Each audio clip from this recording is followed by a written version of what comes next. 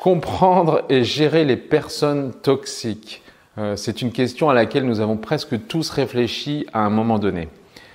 Faut-il combattre le feu par le feu, les ignorer ou s'en détacher?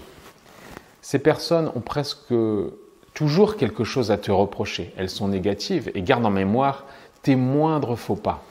Elles te condamnent d'une certaine façon, mais elles ne veulent pas non plus te lâcher paradoxalement. Alors ces personnes sont souvent froides, elles font la gueule, je m'excuse du terme, et sont souvent aigrises avec ceux qui n'ont pas pris la même voie qu'elles. Dans le travail, comme dans les choix de vie, ou pire, ta vie sentimentale. Car finalement, tu dois avoir les mêmes problèmes qu'eux pour légitimer tout simplement leurs mauvais choix. Et oui, sans quoi leurs efforts, leur temps seraient considérés comme perdus ou inutiles, ce qu'ils ne peuvent pas accepter bien entendu. Donc tu deviens en quelque sorte un parfait réceptacle de leurs énergies négatives. Mais je crois que la pire toxicité, ce sont les personnes qui utilisent des mécanismes de contrôle comme un moyen de contrôler leur entourage, car elles ne contrôlent pas leur propre vie en fait.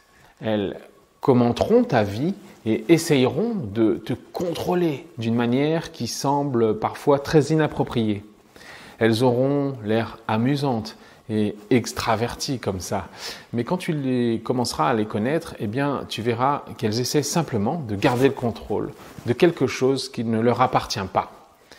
Hypersensibles aux détails, elles pensent souvent que si elles peuvent contrôler des choses et d'autres personnes, elles surcompensent d'une certaine façon leur manque de contrôle dans leur propre vie. Donc une phrase que tu peux ressortir est celle-ci: avant de juger ma vie, assure-toi que la tienne soit un exemple. Je crois que c'est clair. Mais bref, je pourrais traiter ce sujet en te parlant par exemple des 7 types de personnes toxiques, etc.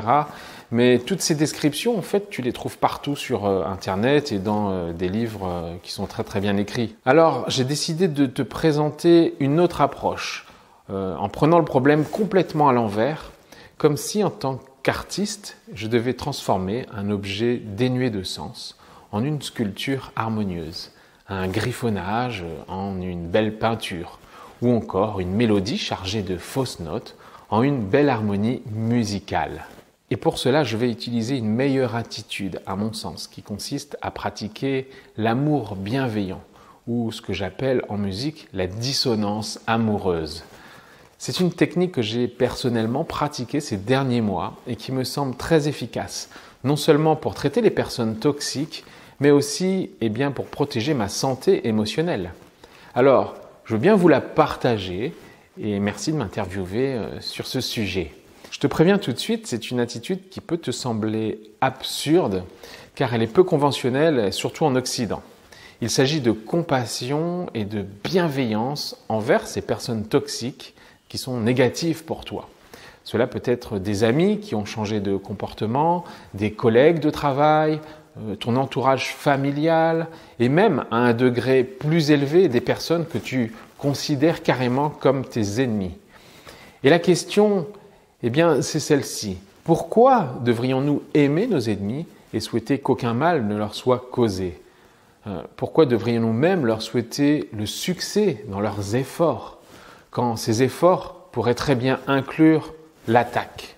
Il existe pour moi, et dans le bouddhisme avec lequel j'ai passé mon enfance, plusieurs explications à vouloir souhaiter du bien aux personnes toxiques et négatives. Premièrement, il ne sert à rien de garder en soi de la colère ou du ressentiment, même si l'autre personne le mérite. Porter ton inimitié, c'est-à-dire un sentiment hostile envers une autre personne, crée de la tension et du mal-être en toi. Il est donc préférable de mettre de côté tes rancunes, ne serait-ce que pour ton propre bien. Tu dois savoir séparer ce qui dépend de toi et ce qui ne dépend pas de toi. Ce que tu choisis de ressentir dépend de toi. Alors tu peux t'en protéger. Donc protège-toi, tu es plus important. Par contre, ce que fait l'autre, ses actions ne dépendent pas de toi. Donc ne les intègre pas dans ton corps. Ne leur donne pas de l'importance qu'ils ne méritent pas. Que mes ennemis soient bien, heureux et en paix. Puisse aucun mal ne leur arriver. Qu'aucune difficulté ne vienne à eux. Qu'aucun problème ne leur vienne. Puissent-ils aussi faire preuve de patience, de courage, de compréhension et de détermination pour surmonter les inévitables difficultés, problèmes et échecs de la vie. Deuxièmement, apprécie les occasions que tes ennemis t'offrent de pratiquer ta patience et ton amour bienveillant. Traiter avec bonté les personnes que tu aimes, ça c'est quelque chose qui vient naturellement. Les personnes que tu n'aimes pas, cependant, te donnent l'occasion d'approfondir ta pratique. Troisièmement, demande-toi pourquoi tu considères certaines personnes comme tes ennemis. Sont-ils méchants, coléreux, égoïstes ou vantards? Ces caractéristiques déplaisantes découlent de divers problèmes dans leur propre vie. Peut-être sont-ils impolis et impatients parce qu'ils détestent leur travail. Peut-être se vantent-ils parce qu'ils sont profondément inquiets pour eux-mêmes. Quoi qu'il en soit, en souhaitant que tes ennemis soient bienheureux et pacifiques, en souhaitant qu'ils ne rencontrent aucune difficulté ou problème, tu souhaites supprimer les conditions qui les ont rendus tes ennemis. En pratique, si tous tes ennemis étaient bien, heureux et en paix, ils ne seraient pas tes ennemis. S'ils étaient exempts de problèmes, de douleurs, de souffrances, d'afflictions, de perversions, de paranoïa, de peur, de tension, d'anxiété, ils ne seraient pas tes ennemis. L'approche pratique envers tes ennemis consiste à les aider à surmonter leurs problèmes afin que tu puisses vivre en paix et dans le bonheur. En d'autres termes, en pratiquant la bienveillance, même envers des personnes que tu n'aimes pas, d'une certaine façon, tu contribues à créer un monde meilleur, plus heureux et plus pacifique pour tous. Si tu as du mal à faire cette pratique, je te suggère de l'intégrer par exemple dans une méditation de tendresse quotidienne en commençant par penser à la chose suivante: que mes ennemis se portent bien, pour ma part, l'univers de toute façon se chargera du reste. Rappelle-toi ces principes tout au long de ta journée lorsque tu te retrouves plongé dans des schémas familiers de pensée toxiques.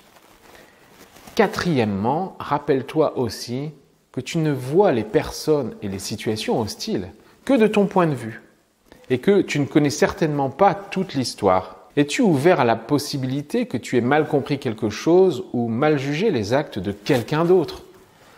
As-tu perçu une chose trop personnellement? Et même si tu es convaincu de ta justice, es-tu au moins ouvert à l'idée que l'utilisation de la haine contre la haine n'améliore en rien la situation? Enfin, garde à l'esprit que si tu décides de lutter contre tes ennemis, tes difficultés seront sans fin. Voilà ce que je peux dire. Dirige ce sentiment de bienveillance où que tu sois.